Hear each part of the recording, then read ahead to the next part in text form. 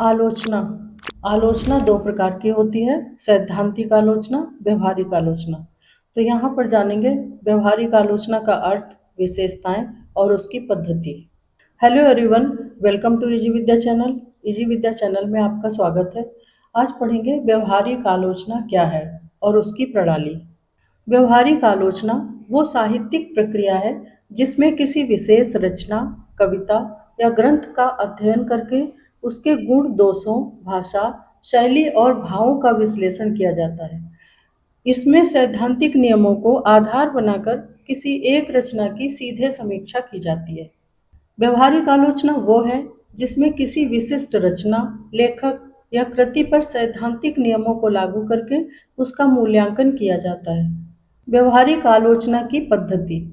व्यवहारिक आलोचना किसी साहित्यिक कृति, कविता, नाटक, कहानी आदि का बिना उसके काल, रचनाकार या इतिहास को जाने सीधे उसके पाठ के आधार पर विश्लेषण करने की प्रक्रिया है। इसमें ये नहीं देखा जाता कि रचनाकार कौन है, वो किस समय का है या किस समय की रचना है या उसका इतिहास क्या है। इसमें कविता, नाटक, कहानी आदि का सीधे उसके पाठ के आधार पर समीक्षा की जाती है। व्यवहारिक आलोचना की पद्धति के कुछ नियम दिए गए हैं। पाठ का सूक्ष्म अध्ययन, यह आलोचना की नींव है। इसमें आलोचक पाठ को बहुत ध्यान से पढ़ता है ताकि उसके अंतर्निहित अर्थ, भाव और संरचना को समझा जा सके। इसमें आलोचक किसी रचना को बहुत ध्यान से पढ़ता है, उसके अंतर्निहित अर्थ, भाव और संरचना को समझता है। व्यवहारिक आलोचना की दूसरी पद्धति है अर्थ ग्रहण। रचना में क्या कहा गया है, उसका सामान्य और सहज अर्थ क्या है, इसे स्पष्ट करना। कठिन शब्दों, प्रतीकों, बिंबों के शाब्दिक और आक्षणिक अर्थ को समझना। आलोचक ये जानना चाहता है कि जिस भी रचनाकार ने ये रचना की है उसकी कृति में कठिन शब्दों, प्रतीकों, बिंबों के शाब्दिक और आक्षणिक अर्थ को समझा जाता है, उसकी आलोचना की जाती है। तीसरा है रूप और संरचना का विश्लेषण।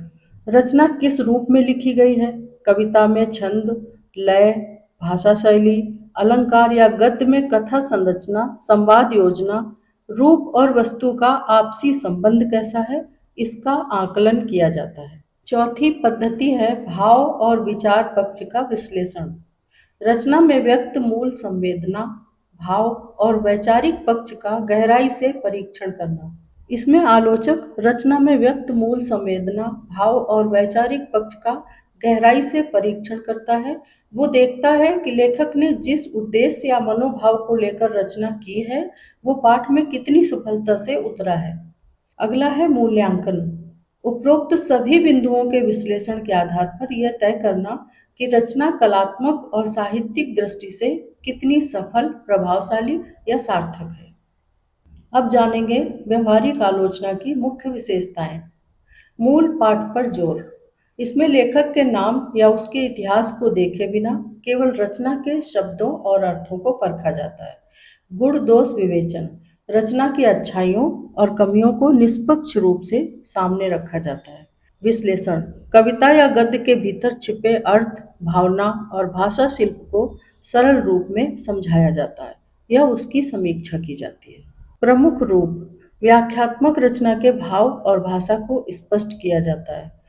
जीवन चरित्र मूलक। रचनाकार के जीवन और व्यक्तित्व को ध्यान में रखकर समीक्षा की जाती है। ऐतिहासिक, समाज और युग के संदर्भ में रचना का मूल्यांकन करना। ऐतिहासिक रूप से जो समीक्षा की जाती है उसमें समाज और युग के संदर्भ में रचना का मूल्यांकन किया जाता है। उस युग में किस तरह का समाज था और रचनाकार ने किस तरह की रचना प्रस्तुत की है और उसका अर्थ क्या है एवं उसके मूल तत्व क्या है। व्यवहारिक आलोचना के प्रमुख प्रकार। आलोचना दृष्टि, दृष्टिकोण और प्रविधियों के आधार पर प्रमुख प्रकार इस प्रकार हैं। व्याख्यात्मक आलोचना। ये व्यावहारिक आलोचना का सबसे सरल और प्रारंभिक रूप है। इसमें किसी प्राचीन क्लिष्ट रचना के अर्थ को स्पष्ट किया जाता है। इसमें शब्दों के अर्थ, संदर्भ, प्रसंग और अंतर्निहित भावों को पाठकों के लिए सरल बनाकर प्रस्तुत किया जाता है। जैसे तुलसीदास या सूरदास की कविताओं पर लिखी गई विस्तृत टीकाएं और व्याख्याएं। गुण दोष निरूपक आलोचना। इस प्रकार की आलोचना में आलोचक एक न्यायाधीश की तरह किसी कृति के गुण और दोषों का निष्पक्ष विश्लेषण करता है और ये तय करता है कि वो रचना साहित्य में क्या स्थान रखती है। इसमें पूर्व निर्धारित मानदंडों के आधार पर कृति की श्रेष्ठता या न्यूनता का निर्णय किया जाता है। आचार्य रामचंद्र शुक्ल द्वारा की गई कई रचनाओं की समीक्षाएं, जहां वे स्पष्ट रूप से कृति की खूबियों और कमियों को रेखांकित करते हैं। प्रभाववादी आलोचना। एनातोले फ्रांस जैसे विचारकों द्वारा समर्थित इस आलोचना में आलोचक किसी रचना को पढ़कर अपने ऊपर पड़ने वाले व्यक्तिगत प्रभाव और आनंद को व्यक्त करता है।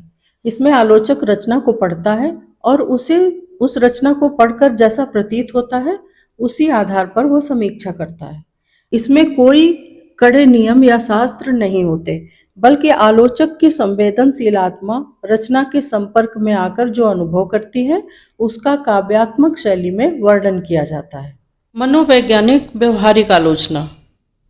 जब किसी विशिष्ट उपन्यास, नाटक या चरित्र पर मनोवैज्ञानिक सिद्धांतों जैसे फ्रायड जुंग के सिद्धांत को लागू करके उसकी समीक्षा की जाती है, उसे मनोवैज्ञानिक व्यवहारिक आलोचना कहते हैं। इसमें पात्रों के अवचेतन मन, उनके दमित सपनों, कुंठाओं और मानसिक संघर्षों का व्यवहारिक विश्लेषण किया जाता है। जैसे जैनेन्द्र के उपन्यासों के चरित्रों की आलोचना करना। समाजशास्त्रीय व्यवहारिक आलोचना।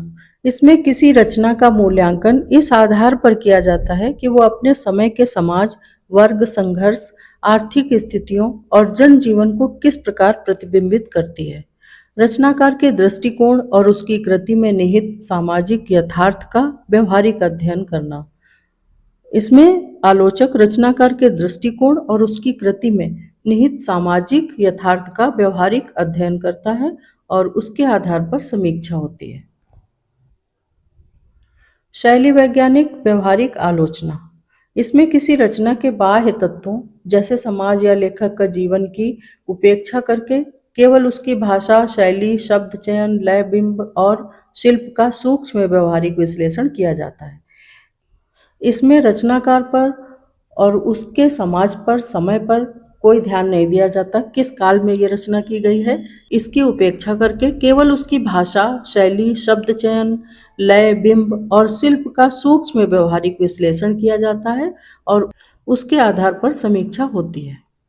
अगर आपको ये वीडियो पसंद आया हो तो please like, subscribe, comments below और नोटिफिकेशन का बटन ज़रूर ऑन कर लें।